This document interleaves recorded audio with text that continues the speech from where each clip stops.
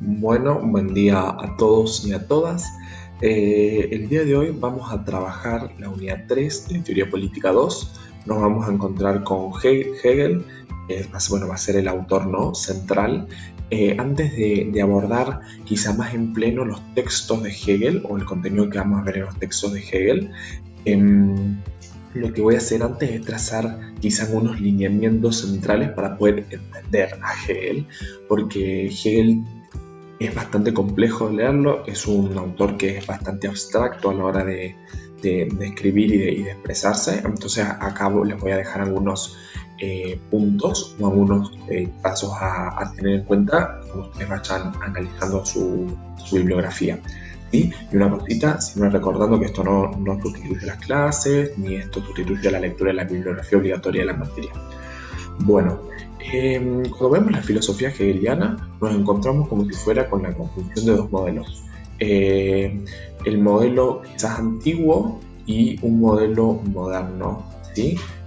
Moderno, que a veces dicen, bueno, moderno contractualista, ya vamos a ver, digo moderno, prefiero decir moderno antes que contractualista, pero ahora lo voy a pasar a explicar bien, ¿sí? Cuando yo digo que hay elementos de la filosofía antigua presentes en el pensamiento de de Hegel, hago referencia a los siguientes tres puntos. Por un lado, Hegel entiende la realidad como si fuera una trama, ¿sí? La realidad es como si fuera un gran entramado, un montón de puntos de intersección donde la realidad como que parecería cruzarse, y los sujetos de alguna manera nos constituimos y somos esos puntos de todo ese entramado que es la realidad. Por lo tanto, nosotros vamos a observar que en Hegel nosotros somos en función de nuestro entorno, nosotros somos en función de nuestro entramado. En Hegel el sujeto no se puede percibir aislado, o sea, el sujeto no es un individuo, sino que el sujeto siempre se percibe en el marco de un todo. Esto ya lo vamos a ir, va a estar bien claro y lo vamos a ir viendo bastante bien cuando vayamos avanzando en los textos de Hegel. Por otro lado, el segundo elemento a tener en cuenta es que es la presencia organicista o la concepción organicista a medida que vamos analizando sus textos. ¿Sí? Acá vamos a encontrarnos con que el todo es superior a las partes, que esa realidad enorme, esa trama con un montón de puntos de intersección es superior a cada uno de los sujetos que las componen y a cada uno de los elementos que compone esa realidad enorme, que es una trama, que es superior a esos puntos, etc. Y el tercer elemento que encontramos en la filosofía hegeliana proveniente de la filosofía antigua es que el ser es una manifestación. El ser es una manifestación de la realidad. El ser de alguna manera se aparece, se muestra. Esa es la tercera concepción que encontramos. Por otro lado, cuando yo comentaba que, bueno, que podemos observar algunas cuestiones de la filosofía moderna cuando nos encontramos con Hegel, yo lo que quería decir es que acá hay una búsqueda, de alguna manera, de una justificación racional de la conformación del Estado. ¿Sí? Acá va a existir, por así decirlo, el eje de la razón y del Estado. El eje razón-Estado va a estar en su análisis. Va a haber una búsqueda de cuál es la... Va a haber una búsqueda del sentido de la justificación racional por la cual el Estado se constituye. Sin embargo, digo que tenemos cuidado cuando decimos es contractualista, porque, a ver, que Hegel no tiene una lectura cronológica, sino que tiene una lectura dialéctica de la formación del Estado. Cuando nosotros cuando decimos contractualistas, muchas veces, como comentaba en el video de Kant, nos remitimos a Kant, a Hobbes, a Locke.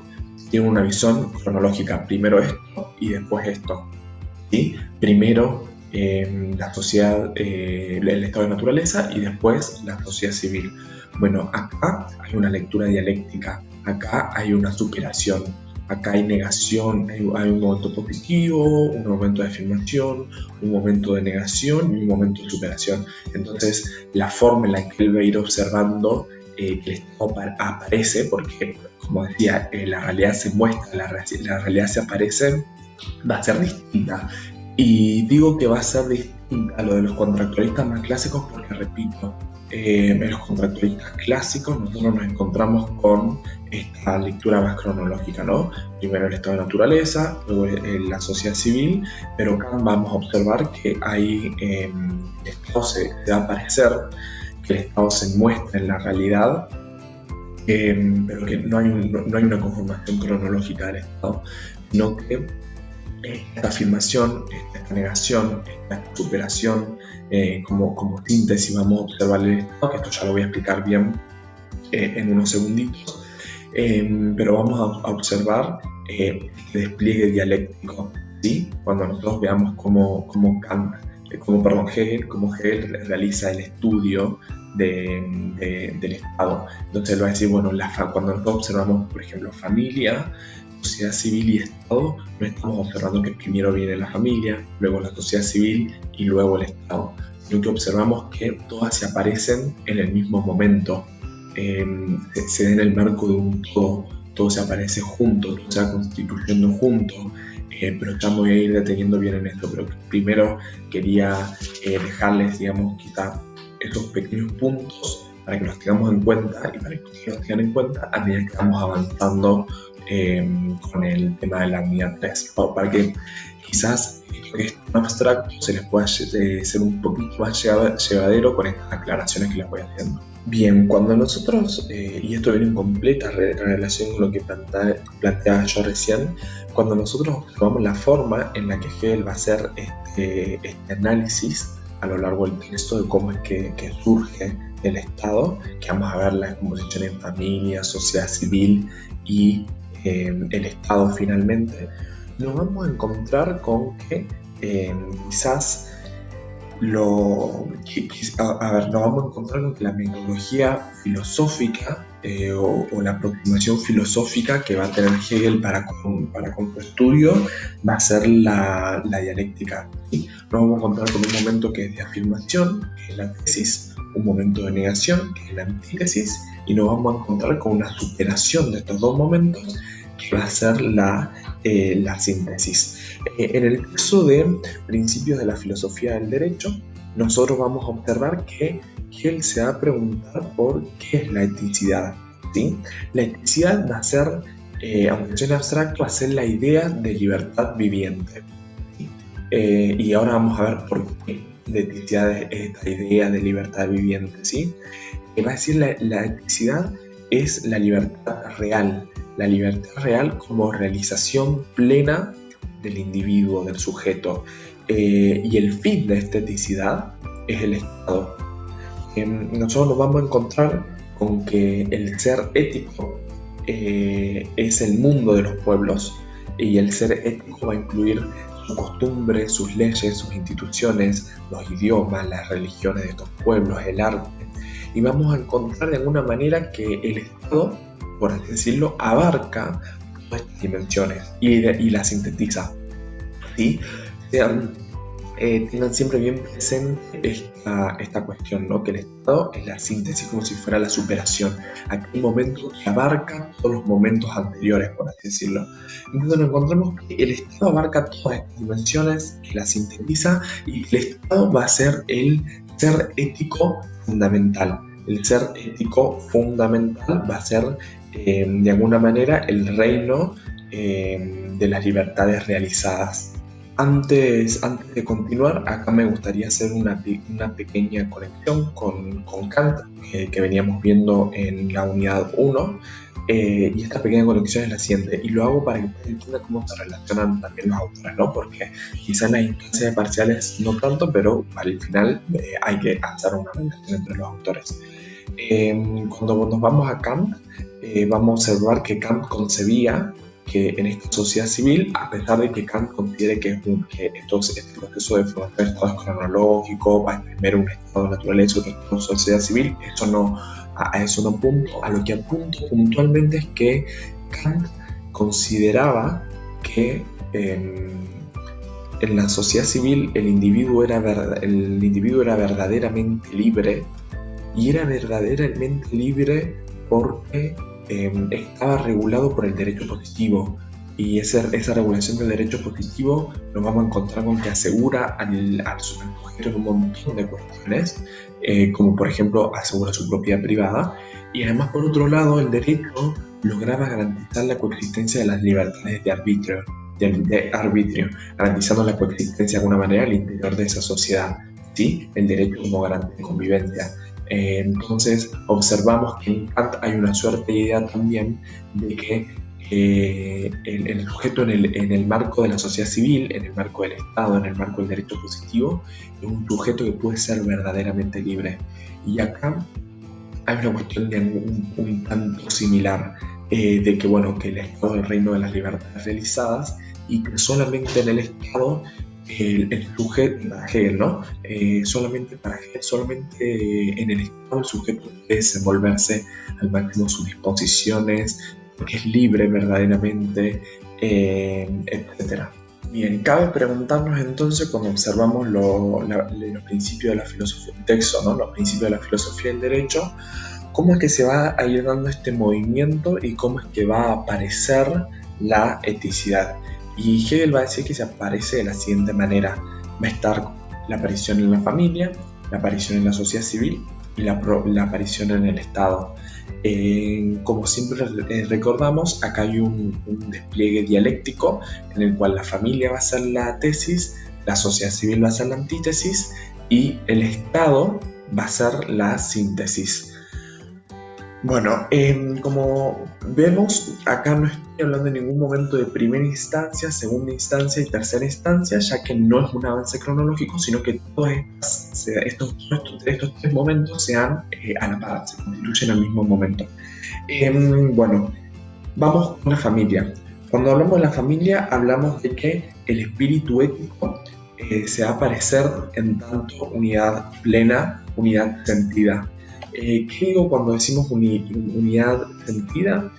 Lo que quiero decir es que la familia va a ser una unidad cuyos miembros van a estar ligados entre sí por el amor a su par. Acá no solamente van a sentir, ellos se van a sentir miembros y van a sentir que son partes de esa familia, van a tener una conexión muy profunda con esa familia, y el amor, de alguna manera, aparece como la conciencia de esta unidad. Y la unidad de la familia aparece muy fuerte ligada por la conciencia del amor entre sus miembros. Los miembros van a tener una plena identificación en torno a esta unidad. Entonces a eso voy cuando digo unidad sentida. Además, esta unidad sentida, cuando hablamos de la familia, va a estar subdividida, por así decirlo, con otros tres momentos: el momento del matrimonio, el momento del patrimonio y el momento de la educación de los hijos y su posterior disolución. Cuando hablamos del momento del matrimonio, estamos hablando del punto de partida de la conformación de esta familia. Vamos a hablar de que acá el hombre y la mujer de alguna manera constituyen un contrato en el que le van a dar inicio a una relación sentida, ¿no? Acá empieza a conformarse esta unidad sentida. A su vez, el otro momento, que es el del patrimonio, va a ser el de la propiedad. El patrimonio está constituido por la propiedad de esa familia. Y el tercer momento, que es el de la educación de los hijos y la posterior disolución, hace referencia a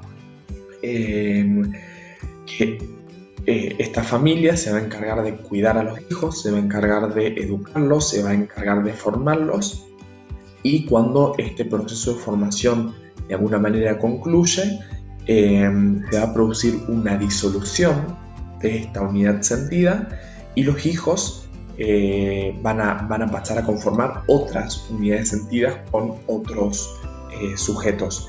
Y acá vamos a observar que esta educación de los hijos culmina, por así decirlo, esta educación de los hijos llega de alguna manera al fin cuando los hijos adquieren la capacidad de ser libres pensadores, adquieren la capacidad de razonar por su cuenta de alguna manera, y también lo encontramos muy ligado con la cuestión de la mayoría de edad y con la capacidad de tener un patrimonio que sea propio.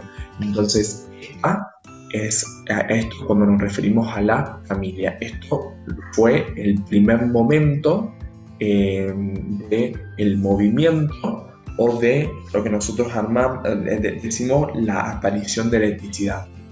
Bien, cuando nos encontramos ante el siguiente caso, que es el de la sociedad civil, vamos a encontrarnos con que aquellos miembros que se autopercibían como miembros de la familia por esta cuestión de la unidad sentida, se van a pasar a autopercibir como individuos en el marco de esta sociedad. O sea, la unidad de sentidad, esta que nosotros observamos en la familia, que habíamos aplicado en el amor, que había entre los miembros de la familia, va a dejar de estar. Entonces acá va a aparecer, en más de que hablar de miembros de la sociedad civil, hablamos de individuos que forman parte de esta sociedad civil. Acá nos vamos a encontrar con la satisfacción, o sea, en la sociedad civil va a ser el marco en el que se produce la satisfacción de las necesidades individuales, y acá los individuos van a tener una protección jurídica, una constitución jurídica, digamos, que les va a brindar seguridad.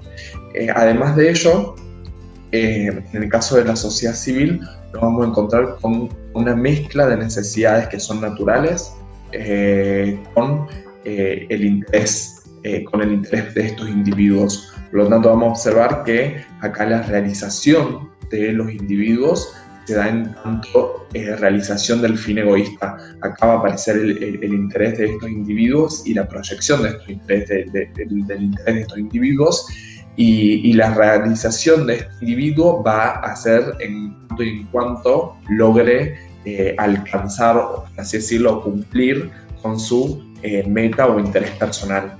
Lo que también nos vamos a encontrar acá es con que la sociedad civil va a ser un ámbito de dependencia mutua entre todos los individuos que la componen. Ahora, cuando nosotros vemos el caso de la sociedad civil, nos vamos a encontrar con que está compuesta por nuevamente por una relación dialéctica, una estructuración dialéctica, donde va a estar por un lado va a estar el sistema de necesidades, luego va a estar la administración de la justicia, y la síntesis de todo esto va a ser el poder de policía y las corporaciones. Bueno, ahora vamos a ver el caso del sistema de necesidades, ¿no? En el caso del sistema de necesidades, nosotros nos vamos a encontrar con la aparición de lo que vendrían a ser las clases también, ¿no? Las clases sociales. El sistema de necesidades se va a subdividir al interior, se va a subdividir en grandes tipos de clases sociales. Va a estar una clase que es la clase sustancial. La clase sustancial va a obtener su patrimonio, el producto natural de la tierra, y ese producto de la tierra, o sea, la tierra acá va a aparecer de carácter privado, o sea, de alguna manera la clase sustancial son los propietarios, los grandes propietarios. Cuando nos vamos a la clase formal, nos vamos a encontrar con aquellas personas que elaboran y que manufacturan los productos de la tierra. Esta clase formal se va a subdividir en otras 3 clases. La clase formal se va a subdividir en la clase artesanal, que son los que hacen productos específicos debido a encargos individuales, que son productos cuyo resultado es muy particular porque se ajusta a la demanda que ellos van teniendo y a las exigencias de las personas que les hacen los encargos. Nos vamos a encontrar con la clase fabril, que la clase fabril tiene una producción que es un poco más abstracta, en tanto tiene una producción más generalizada y menos específica en comparación con los artesanos. Y nos vamos a encontrar con la clase comercial. La clase comercial es la que va a obtener su patrimonio por el intercambio de productos por el pago del dinero, ¿no? Y la otra clase, ya habíamos dicho, ¿no? La clase sustancial, la clase formal, que está compuesta por 3, y la clase universal. La clase universal va a ser la clase cuyo interés se encuentra de alguna manera con el interés general de la sociedad. Acá nos vamos a encontrar, por ejemplo, con los médicos. Nos va a decir Hegel. Dice, bueno, por ejemplo, ¿no? Los médicos, su interés es la salud, es curar a los individuos, y el interés de la gran mayoría de las sociedades es estar sanos. Entonces, digamos, acá vendría a haber una conexión entre el interés individual o egoísta, que podríamos llamarle los individuos, con el interés general. Entonces, esta vendría a ser la clase universal, que es una suerte de superación de todas las demás, porque como esta es de alguna manera la tercera, vendría a ser la síntesis. A su vez, nosotros nos vamos a encontrar con la administración de la justicia, ¿no? Nosotros ya vimos el sistema de necesidades, ahora pasamos con la administración de la justicia. La administración de la justicia está dividida en 3 partes, porque de vuelta no es una división dialéctica, aunque no sean ultra importantes, se las digo porque quizás a medida que van leyendo el texto, quizás se les confunden algunas cosas, entonces se lo hago más para esquematizárselos. Cuando habla de administración de la justicia, habla de 3 cuestiones fundamentales. Del derecho como ley, dice que es la ley objetivamente hablando, la ley objetivamente hablando dice la ley que determina lo que es válido y lo que es justo. A eso hace referencia, esta es como si fuera la primera parte. La otra es la existencia de esa ley, y acá habla de la difusión de la ley para que todos la puedan conocer, o sea, para que esa ley se cumpla de alguna manera u otra, debe haber una suerte grado de conocimiento sobre esa ley. Por lo tanto, ya vimos el derecho como ley, que habla de la ley objetivamente hablando, de lo que determina lo justo y lo válido. Ahora hablamos de la difusión de esa ley entre los individuos que componen la sociedad civil, y la síntesis de todo esto vendría a ser de alguna manera el juez. El juez, porque aplica un universal abstracto, la ley es un universal, aplica un universal que es abstracto a un caso que es específico. El juez agarra una ley, repito, ¿no? Es universal, es abstracta y la aplica a un caso concreto con todas sus particularidades, intentando ver cómo poder llevar esa universalidad a lo concreto. Entonces acá vemos quizás en el juez una gran expresión del universal concreto como síntesis al interior de la administración de la justicia. Y el último elemento de la tríada, que de alguna manera compone a lo que vendría a ser la sociedad civil, va a ser el poder de policía y las corporaciones. Cuando Hegel habla del poder de policías, está hablando de como si fuera una institución que se va a encargar de velar por la seguridad de las personas, por la lucha contra los delitos, por la lucha por las regulaciones del mercado. Es como si fuera un poder de policía que es sumamente ampliado, o sea, que tiene bastantes competencias. Y acá vamos a observar que, por ejemplo, el poder de policía va a ofrecer soluciones sociales a problemas sociales que de alguna manera son derivados ¿cómo se llama?, de la economía propia de la sociedad civil. Además de esto, lo que va a decir es que de alguna manera el poder de policía se encarga de mediar entre el individuo y la posibilidad de que ese individuo logre concretar o logre alcanzar sus metas o objetivos individuales. Y se acuerdan que acá, nuevamente, como había comentado hace un rato, los objetivos individuales o los intereses individuales están muy presentes en la sociedad civil. Y el poder de policía, a ver, lo que viene a ser el poder de policía es a construir rutas, construir puentes, construir escuelas para que la gente pueda educarse, para intentar darle todos los medios a las personas para que puedan alcanzar los objetivos que ellos se van poniendo y además para que puedan participar también de la riqueza general. Por ejemplo, en el caso de un pueblo que es de difícil acceso porque está rodeado de ríos, porque sus calles son de tierra, lo que va a hacer el poder de policía, por ejemplo, acá es construir rutas, poner asfalto, construir puentes, para que la gente y los habitantes de ese pueblo, para que los individuos que componen esa sociedad civil puedan participar de la riqueza, puedan participar de los flujos comerciales, puedan participar de todas estas cosas, va a brindarles educación. Además, el poder de policía, como digo, da soluciones sociales a problemas sociales. Acá está relacionado también a muchas veces los impactos o daños que va teniendo la economía, generando, por ejemplo, desigualdad, personas incurran en la delincuencia, y todo este tipo de cuestiones van a ser tópicas a tratar por parte del poder de policía, ¿sí? Y el otro elemento, digamos, que también observamos en esta síntesis va a ser el poder de corporaciones, o las corporaciones en realidad. Cuando Hegel habla de corporaciones, hace referencia a también como si fueran instituciones compuestas por individuos que tienen objetivos comunes. Todo este tiempo venimos hablando de objetivos más o intereses egoístas. Bueno, en las corporaciones, como que ser todos individuos que tienen objetivos comunes encuentran en su interés individual una suerte de de eje común a trabajar entre todos ellos. Entonces las corporaciones son espacios donde el interés común es idéntico prácticamente al interés individual. Y acá, por ejemplo, vamos a observar las corporaciones que proyectan, por ejemplo, no sé, un reclamo, que proyectan el deseo de, no sé, se me ocurre la ampliación de un derecho determinado. Entonces las corporaciones van a ser diversas porque también siempre se van a ajustar bastante a lo que vengo comentando de los intereses de los individuos, ¿no? Repito, las corporaciones son aquellas suerte de instituciones en las cuales los intereses de los individuos van a ser prácticamente comunes porque todos los comparten, como que los intereses, hay un interés que es común denominador de todos y muchas veces se suele ligar a estas corporaciones a lo que vendrían a ser corporaciones que se nuclean mucho en torno a cuestiones laborales particularmente.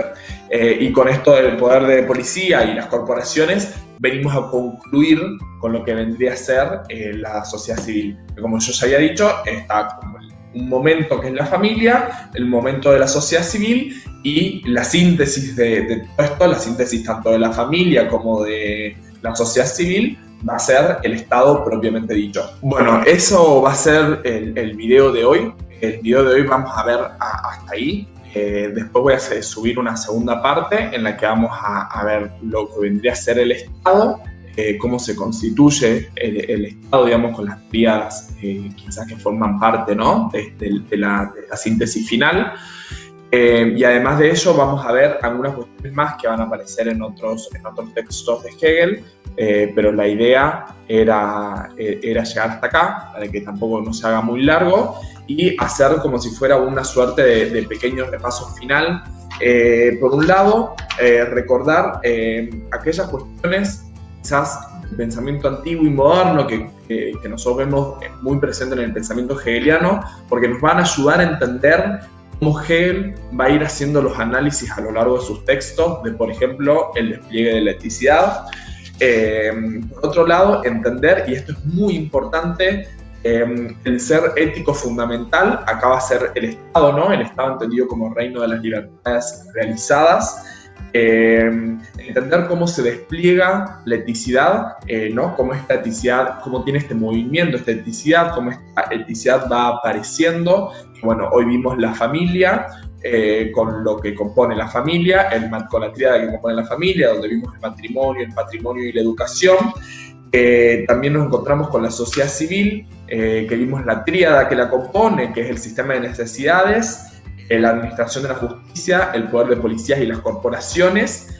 Y lo próximo que vamos a estar viendo va a ser la constitución del Estado, y un poco también vamos a ver de algunas cuestiones a resaltar de la historia universal, del texto de historia universal. Y acá algunos puntos, yo siempre recomiendo que se guíen mucho con el programa. Ahí se van a encontrar bastantes guiados, porque bueno, repito, Hegel es un autor que es bastante abstracto, donde van a observar, por ejemplo, elementos como reconciliación, razón, historia, el fin del Estado, la realización de la libertad, que esto lo vamos a estar viendo, organicismo también está presente en el caso de estar presente en el programa, que bueno, eso es algo que lo estuvimos viendo, la sociedad civil, ¿no? Como en ese momento negativo, como la antítesis de este despliegue o de este movimiento de la eticidad. Y bueno, y la próxima vez vamos a estar viendo la organización del Estado y lo que queda por ver de este autor. Así que nada, espero que les haya servido y repito siempre, esto no complementa, digamos, lo que se da en clases y tampoco la bibliografía obligatoria. Guíense mucho con los puntos del programa y nada, espero que les haya servido este primer, como si fuera encuentro, donde trabajamos Hegel. Cualquier duda me pueden mandar a mí, o si no también pueden mandar a las redes de La Franja.